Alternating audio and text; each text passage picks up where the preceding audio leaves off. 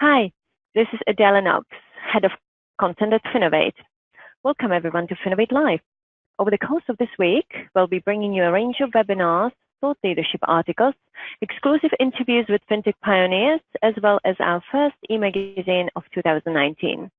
Remember to visit the Finovate blog for all Digital Week content. In this webinar, Jim Marous, co-publisher of the Financial Brand, discusses retail banking and gives his predictions for the industry with Greg Palmer, VP of Finovate. We will be live tweeting this webinar, so you can join in the conversation using the hashtag FinovateLive. You will also notice we have compiled a resource list for all our webinars. Feel free to download and click through the information we've curated for you. I will now hand over to Greg. Hey, this is Greg Palmer with Finovate. We're here talking with Jim Marous, the co-founder of the Financial Brand. Jim is joining us at Finovate Digital Week to talk through a report that was released back in January, talking through some of the high-level trends that we're predicting for 2019 and how these compare to 2018. So, Jim, I'll kick things over to you and just allow you to introduce yourself for anybody who's not familiar with you and tell us a little bit more about the report that you've been working on. Hey, great to be here, Greg. As I mentioned, I'm the co-founder and co-publisher, I should say, of the Digital Banking Report and also the Financial Brand. We use the two platforms to basically educate retail bankers on what's going on in the marketplace and to give them ideas around trends and things that are going on that they may be interested in from other places in the world. So the actual report we're referencing here is the 2019 Retail Banking Trends and Predictions. This is the 8th publication of this nature that we've done. So we've done 8 years in a row, and it's interesting because over time we see a lot of changes. The foundation of the report is really, it starts with a questionnaire that goes out to about 100, what I'll call financial and banking industry influencers, that we ask them, what do you see as an upcoming trend or major prediction you see for next year? And luckily, they come into about anywhere from 8 to 12 different categories and things that we can wrap together. And then we take those priorities or those predictions, and we send them out as a survey to banks globally. And we send them out to over 40,000 financial institutions. We usually get around 350 to 400 responses back. And what we ask them to do, among other things, is to rank the predictions, tell us what they think are the most important predictions for the coming year. Have them take a look back and see how they did compared to what they said was going to happen last year. We also ask some things along the lines of strategic planning issues.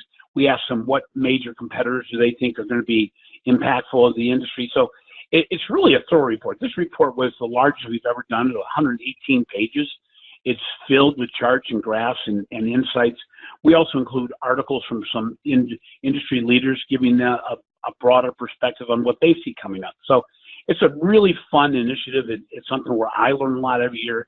And this year was especially interesting because we saw a lot of changes. Yeah, I think that methodology and the amount of data that you have behind the report is something that is really difficult to replicate. And obviously the work that you put in there to collect all those different perspectives is incredibly valuable. So, kind of skipping to sort of the key takeaways, what would you say were the big trends that are being predicted for 2019?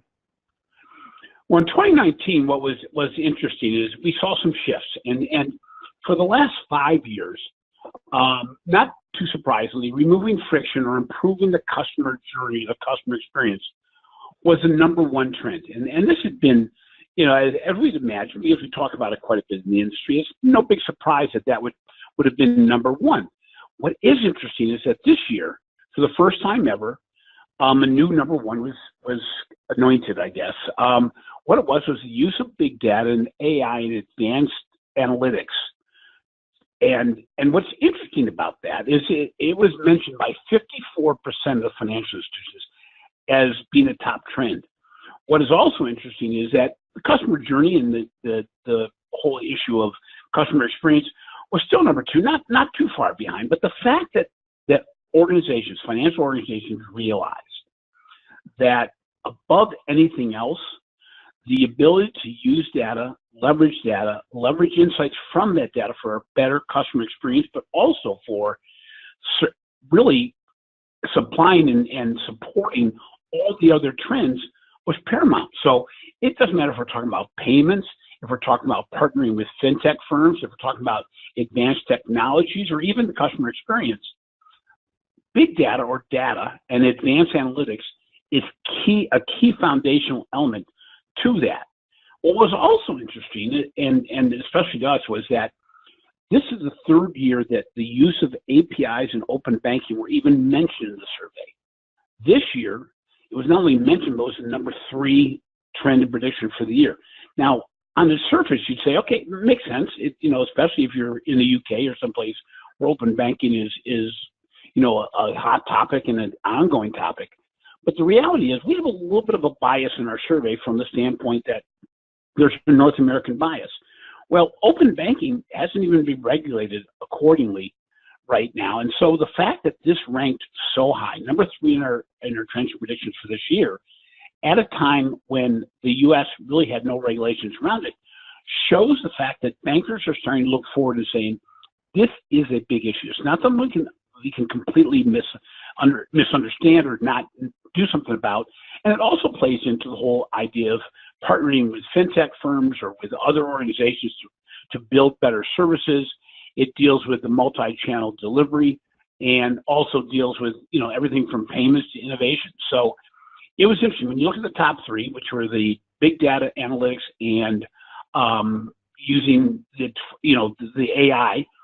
Also, secondly, the removing friction from the customer journey and building a better customer experience, and then the use of APIs and open banking.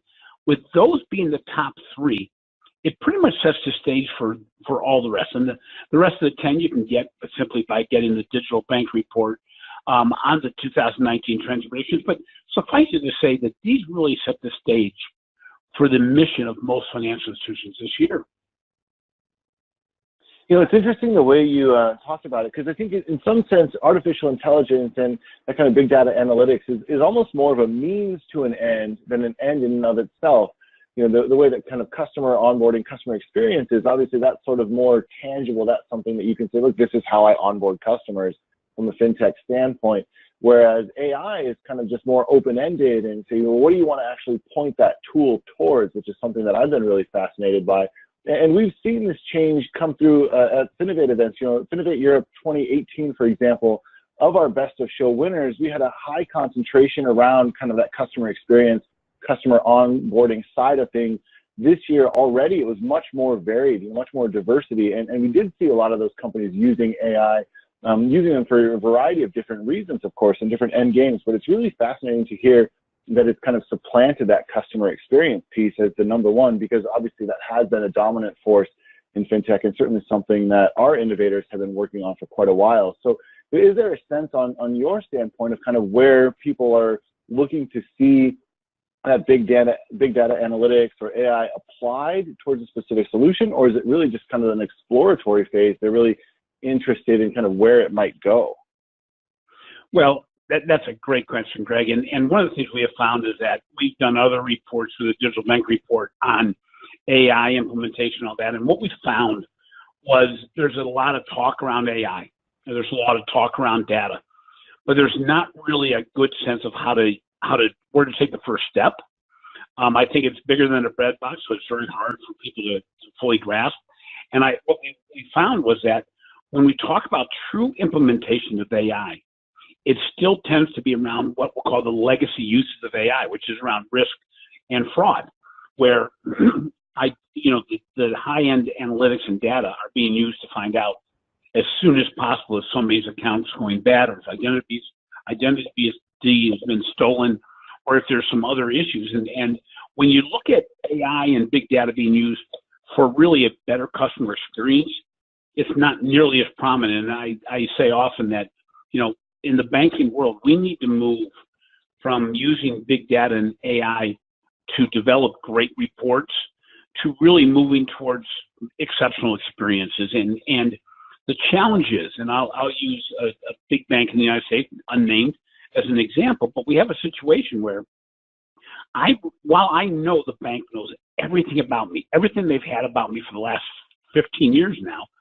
The reality is, it's almost like they don't know me at all from the perspective of what they share with me. So they know I make a mortgage payment. They know I have a small business. They know I have a mortgage. And yet nothing has really been told to me that says they can make my life better in the realm of these products. In addition, every month, twice a month, I transfer money from one account to the account of this bank, and yet nothing's ever said saying, is there something we could do to make it easier for you? Seeing that, the transfers are made with a remote deposit captured check. So obviously the bank knows that there's a better way to do this, and yet they don't share that with me. So what we need to do is, it's not like the banks don't have information and insight. It's not like they don't even use it. They do, but they use it internally. So if I went into XYZ Bank and I said, tell me everything you know about me, they could come out with files and files of things that they could tell me about me. The challenge is, what are they doing for me? How are they looking out for me, or how are they protecting me to let me know that, by the way, my data is being used well? And this becomes a very major item when you look at privacy regulations.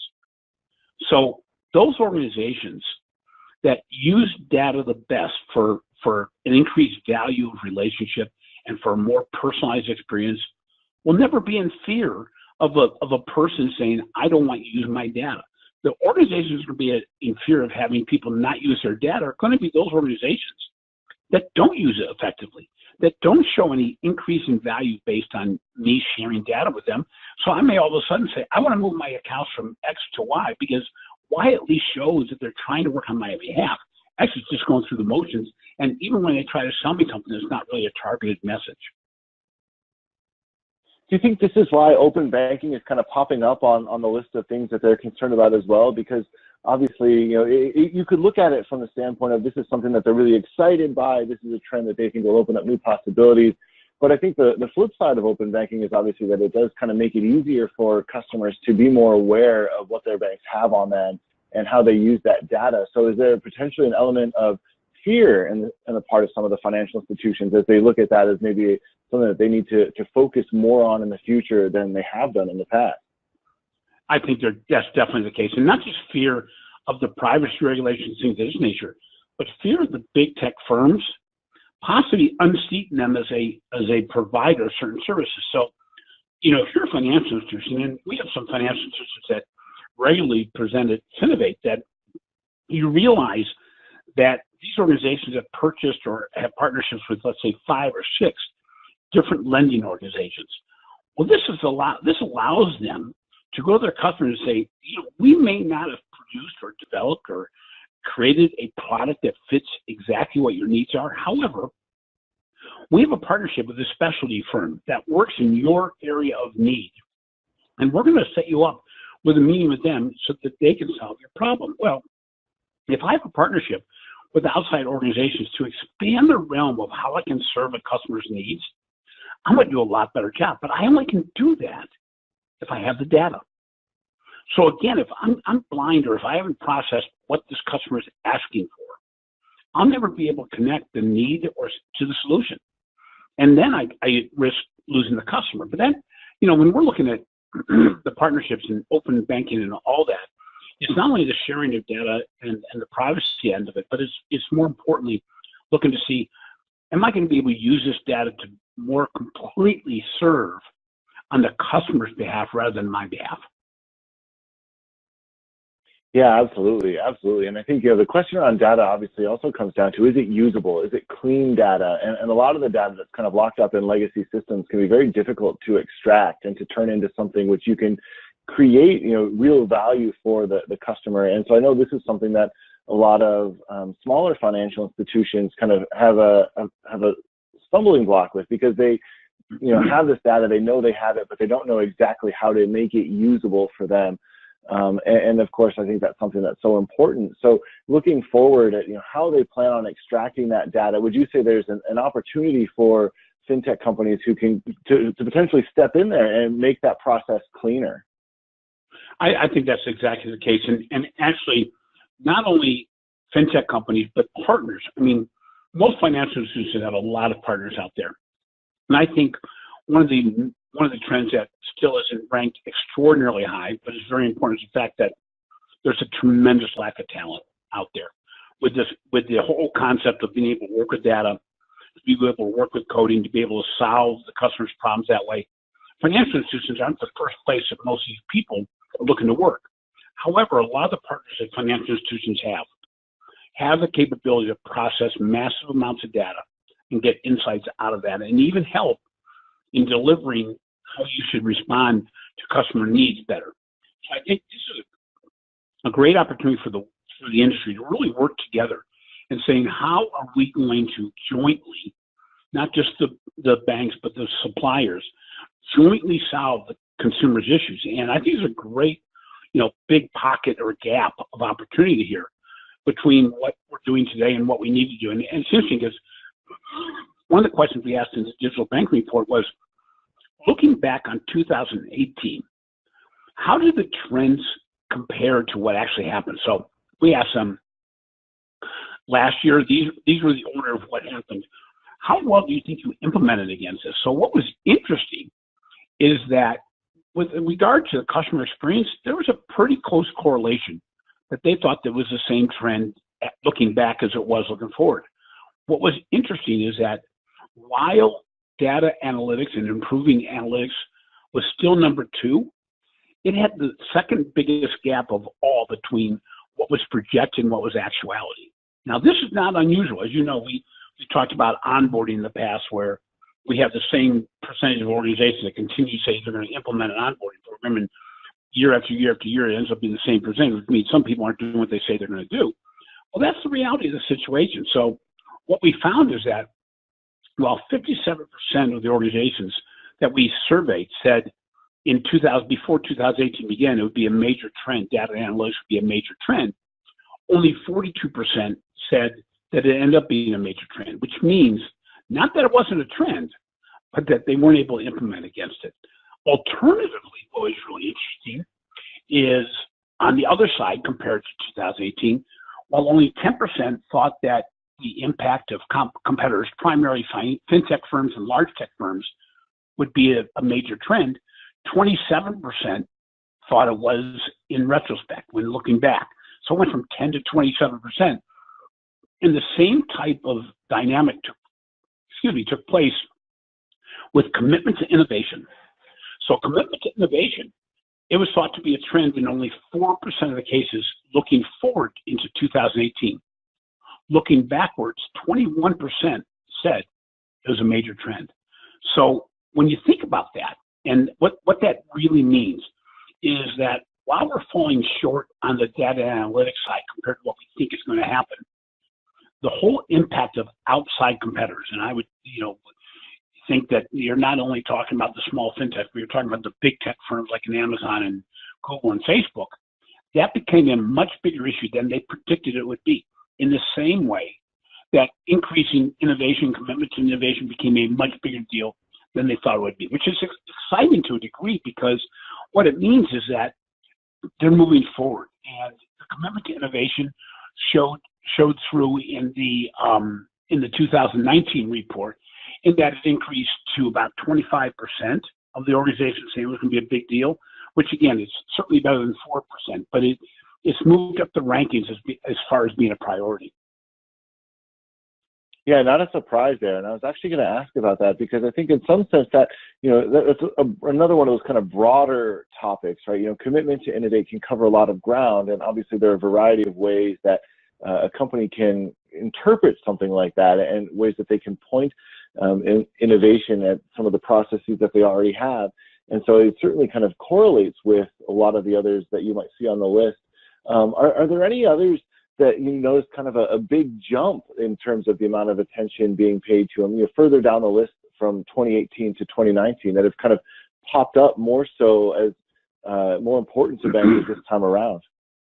Yeah, it was interesting that the expansion of digital payments stayed about where it's been in the past. It went down a little bit, but I think when you look at the comparison, I think what's going to end up happening is you're going to see a much higher post look back on the impact of payments. It's one of these things that we even at the difference between the beginning of the year and now, I think between P2P and some other issues, I think the the major competitors are going to continue to introduce new payment products.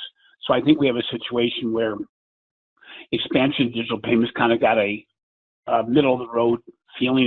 It was number 6. It used to be number 5, but there wasn't that much difference between them.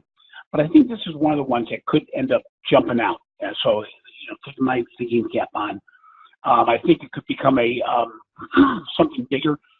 And then the emergence of new challenger banks was relatively low in the 2019 report. And again, I believe it's one of these that really could be, as I look back at the end of 2019, they could have very much underestimated the impact of big tech and fintech and challenger banks. I think mainly because I think now there's a feeling that, okay, we can partner with them. But I think we're going to see a couple of introductions this year that are going to really change things. And it may just be, I'm not going to talk about them as challenger banks necessarily, but could be combinations of large banks or mid-sized banks. So you could end up in a situation that the competitive battlefield really changes, but in a way that we didn't anticipate. So this kind of is a perfect lead into the next question. I mean, obviously being aware of some of these challenges and things coming down the pipeline is one side of it, but being able to actually do something about it is kind of the other. So in your opinion, would you say the banking industry is prepared to go out and meet some of the challenges that are identified with these trends that they themselves are identifying as important pieces? That's interesting. We talked about this a couple times, that the difference between knowing what to do and doing it is vast. And I relate it to a New Year's resolution. Most people start the new year with a resolution that says, I need to do X, Y, and Z. But unfortunately, within 2 weeks of the new year, those resolutions take a backseat to the realities of or the preponderance of the reality of the current situation. So, you get bogged down by the current priorities, by doing things the way you've done them before. And I think that could be a recipe for disaster. So, especially when we're looking at data AI, there's a lot of talk about it, but I don't see the movement forward in the way that's important. I think open banking, to a degree, I think most institutions understand it's a big deal, but the only people really moving on that big deal are the challenger banks that are bringing together multiple different companies to deliver a better solution for the consumer. So, I think there's a huge gap. Even when we talk about personalization, which is an application of data towards a better customer experience, organizations know they've got to deliver a better personalized experience to consumers. Consumers expect it. They put us on a playing field that includes the big tech companies who give them that already. And I think the challenge right now is, while there's a knowledge that it needs to be done, there isn't a plan put together to say, how do I do this beyond what I'll call simple if this then that type analysis. And it's got to go further than that. I mean, my financial institution, who I've had for 15 years, as I mentioned, pretty much knows my flow of cash. So if they see that I may be up against something that looks unusual compared to trends, instead of seeing if there's fraud, maybe they could see if they could help me. We talk about the unbanked and underbanked a lot of times. How about a bridge loan? If I've been a customer for 15 years and I've been paying my utilities, I may have a couple of times I have an overdraft every year. Wouldn't it make a lot more sense and to build loyalty if you're able to offer me a bridge loan that covered me from the end of my last paycheck to the beginning of my next one? This month may have been one that I had to make a college payment for a child, or it may have been a time when we had to get new clothes because the clothes for the new season weren't appropriate. Well, a bank should be in the position to help do that. And I think we're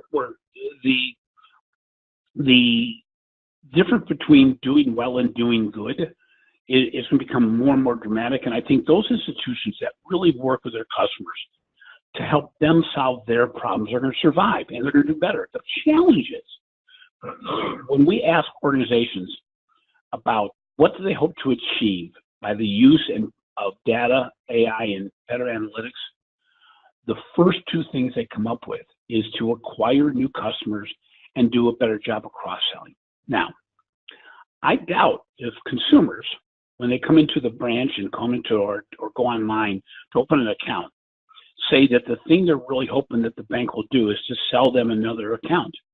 On the other hand, that same data could be used to actually ask even more questions, to find out even more about the consumer, and to position that financial institution as an ally for the consumer. Now, what's interesting is all the research we've done on personalization of the digital bank report has shown us the consumer wants to share information. They want to be able to be a partner in the relationship that makes them better financial stewards of their money. I did a survey late last year of 500 community bankers, and I asked them, how many of you have Amazon Prime? And virtually every single person in the room raised their hand, which was not totally surprising. But I then asked, how many of you would thought about closing a relationship when Amazon increased their cost of Prime by 20%, which was $20? Only 2 people in the room raised their hand. What was interesting about that is I asked both of them if they closed their account. They said no. So basically nobody changed their behavior. Now, that is not, Amazon Prime is no longer the identity for free shipping. It's much deeper than that because most retailers now offer free shipping. What it is they apply data almost invisibly and behind the scene to make your experience better.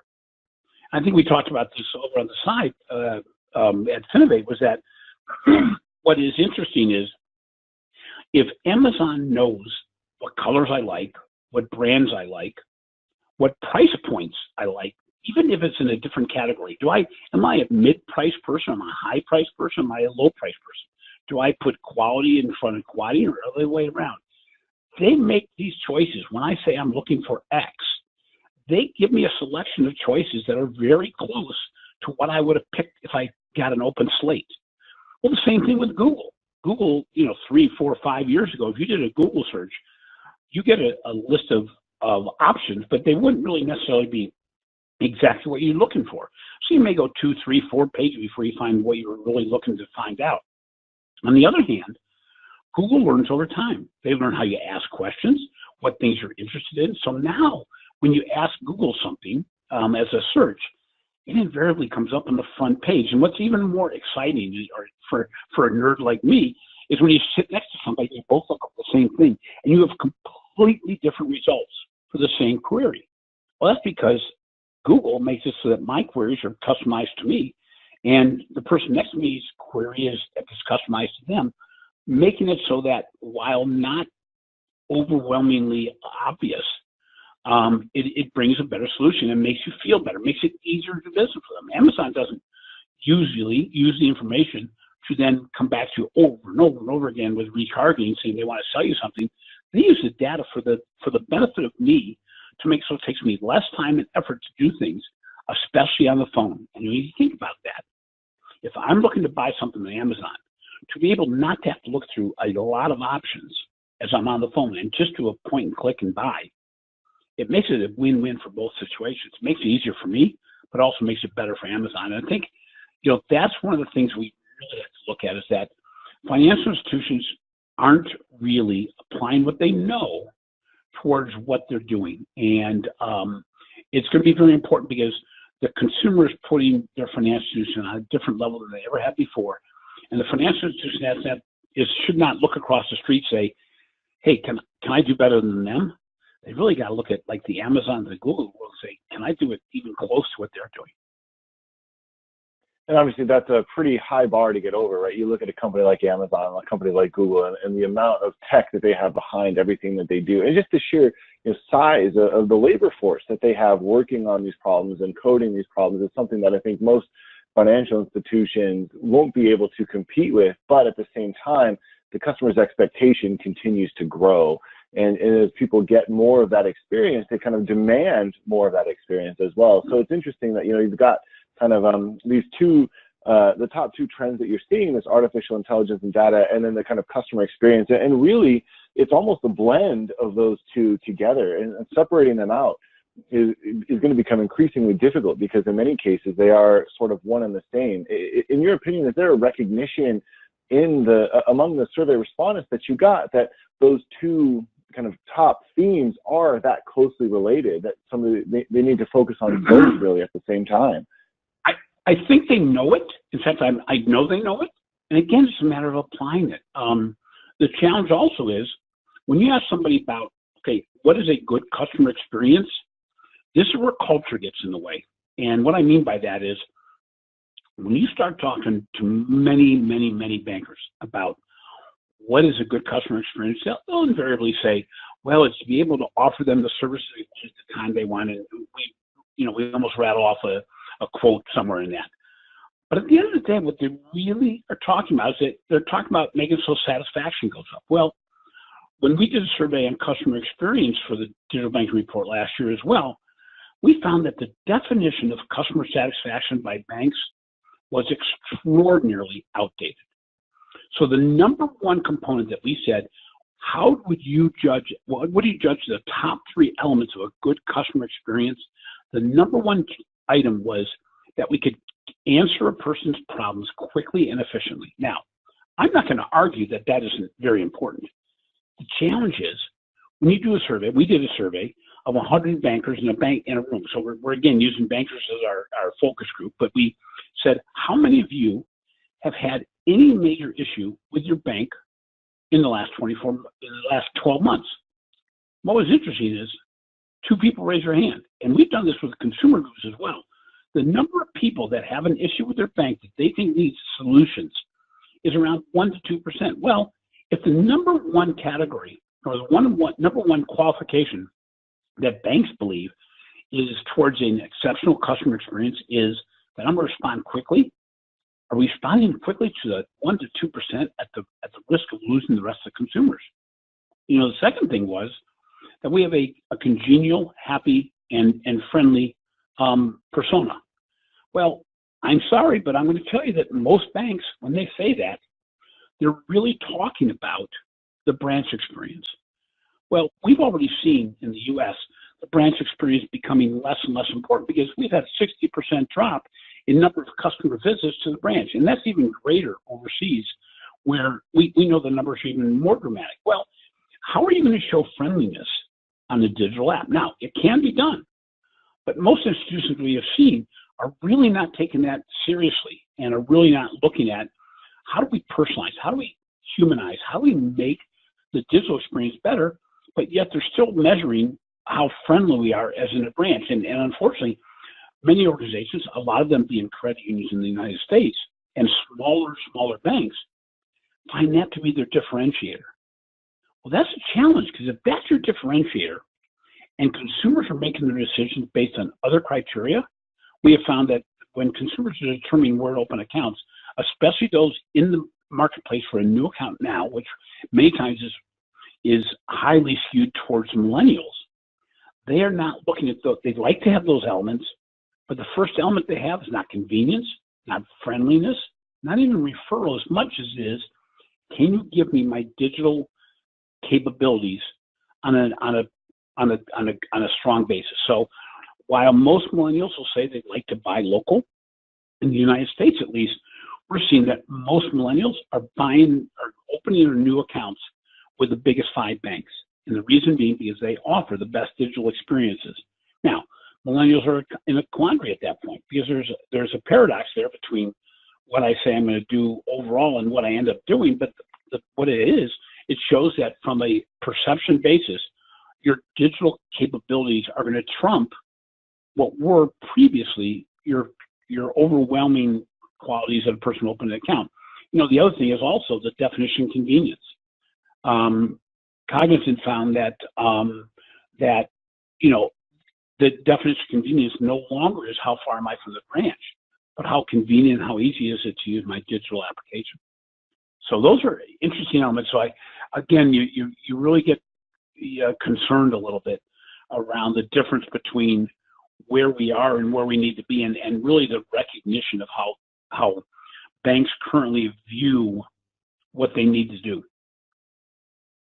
I think this is one of the interesting things. Obviously the job that I've got, I'm well known to a lot of my friends as knowing something about financial institutions. And I constantly get this question, who should I bank with? Who should I open an account with? And this is pure anecdata, right? This is nothing as comprehensive as what you've got in the report there, but it's astonishing to me how many people that I know, who I consider to be, intelligent, well-educated people who have chosen a financial institution when they were 18 years old based on how many ATMs were close to their college campus, and then had basically never revisited that decision. You know, they sort of have that financial institution, they stick with it, or they bank with whoever their parents banked with. And it's fascinating to me how little energy sometimes goes into this decision of who I'm going to bank with. And I think that one of those big challenges is, you know, if you only have a customer who's going to spend, you know, 30 to 60 seconds making that decision, who am I going to open an account with? How do you go out and entice that person and reach them in that one moment where they might not spend another minute thinking about who they're going to bank with at any point in the next literally 10 years? And so I think that's one of those big questions that the industry is really going to have to grapple with. And I think, you know, as an aside, I think this is an area where financial institution customers maybe don't do as good a job as they could of representing their own self-interest and kind of going out and demanding what they want from the financial institution that they engage with. But it does raise an interesting question for financial institutions of all sizes, really, which is how do I get to that person knowing that, you know, it's unlikely that they're going to come into a physical branch as they make that decision. It's going to be a lot of online research, and what decision points is that individual going to use to choose who they bank with. So obviously this kind of customer onboarding piece has become increasingly important when you say, okay, if we've got somebody on the line, somebody who's actually interested in what we are doing, we want to make sure that they actually get through the system and create an account, you know, making this account opening process incredibly easy so that you can capture them when they have that momentum. Obviously, this is something that the industry has been working towards for quite a few years now. And I think we, as you mentioned, 2018, we saw a huge amount of importance placed on that. So it'll be really interesting to see in 2019 how that continues to unfold and how some of these, you know, smaller and mid-sized banks start to play catch up there. So I'm conscious of the fact that we're coming up on the end of our time here, and I just want to ask you one question that I think a lot of our listeners will probably be interested in. So, you know, what is the biggest trend that's not on the list that you think is the biggest myth that the bankers should be really concerned about that's not yet cropping up in the list of responses on kind of the top 10 that they're concerned about for 2019? Is there anything that jumps to mind as a glaring omission? I'm gonna cheat a little bit because it did show up in the top 10, but these were the bottom two, and yet I believe that they are going to have an impact overall that is going to be hard to ignore. And one of them is going to be advanced technologies. And by advanced technologies, I mean voice.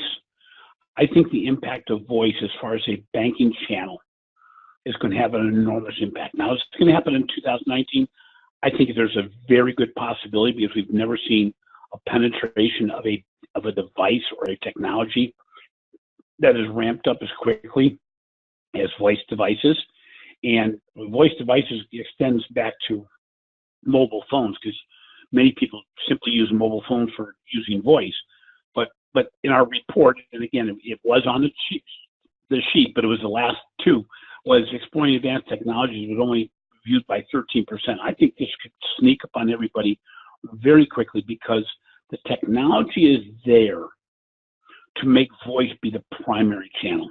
And I just did a really random social media survey in the last couple of days around if online and if computer banking and mobile banking aren't the wave of the future, what do you think will be the next major technology that will be the way that consumers have an interface with a bank? And voice came out ahead of anything, but there are also some very interesting things such as embedded chips, just spatial recognition, knowing where you are and knowing that it's you. You may not have to do virtually anything, and the bank will be completely in the background. I think we're moving towards that. The other item, which was the very lowest on the list of 10, was the talent issue. We brought this up earlier. I think financial institutions, their ability to either partner or get talent that is going to move them to the next wave of banking is imperative. Now, it doesn't necessarily have to be brand new talent. I truly believe that bankers today have to really look at and not rest on their laurels, not be in a situation where they love their successes so they don't change. I believe that more than ever, because of the way the industry is moving, and because of the future of work within the industry, I think people executives in the banking industry need to truly embrace change. They got to understand that change is going to happen whether or not they want it to or not. They got to take some modified risks, which is outside the typical comfort zone of most bankers in that they're risk averse. But they're going to have to take risks from the standpoint of saying, I'm going to have to do some personal education. I'm going to have to move to what I believe might be the next level of my job is. If you're in a financial institution, you're doing accounting or you're doing customer service things, and you're not thinking about what's my next gig, you're going to be lost because you are going to be disrupted. You are going to be replaced by technology. And so it's best for you to be ahead of the curve, understand how that technology works, be an expert at that technology, and move forward. And then the third thing is to disrupt themselves. People and organizations have to disrupt status quo. Now, this is really difficult because financially, we've been running a pretty hot streak here since 2008. You know, the banking industry has done really well. The stock market's done very well. The tax laws have been beneficial to the banks, as has been the ability to cut costs. But we're at the end of that thing, and we are still so much more inefficient than digital banks. And so, you know, I think we're going to be looking at a situation that talent becomes a key differentiator. Can you get the talent needed to move forward? And I will take one off the charts because, you know, anytime you give me one, I'll give you three. I think the third one is going to be, we're going to see a tremendous influx. We're already starting to see it, of the development of completely new digital banks by existing traditional financial institutions. So in the U.S., I believe right now, 4 of the top 10 banks have a digital bank subsidiary that runs separate. And I think the reality is, even at the biggest banks, it is almost impossible to build a digital bank organization within the current structure because, unfortunately, whoever you get around the table has got a vested interest in the legacy past. They can't let go of, this may be my job, this may be my structure, this may be my hierarchy in the organization. And they've had to move it aside. That's Chase, that's Citi, that's Wells Fargo in the U.S. Well, my prediction that isn't on the list is I believe 6 to 7 of the top 10 financial institutions in the United States and more than half of the top institutions in the UK and elsewhere will develop and will introduce digital-only entities that will run more efficiently, more effectively, and will really start to move towards a better customer experience for the digital consumer. Well, there you go. We've got them on the record now. I think one of the advantages of being in the position you're in, Jim, obviously you've got the data to back you up, which is good because we'll check back in a year and see how all this has, how accurate you were. So for listeners who are interested, how can they download this report or become a digital subscriber for all the reports that you're putting out?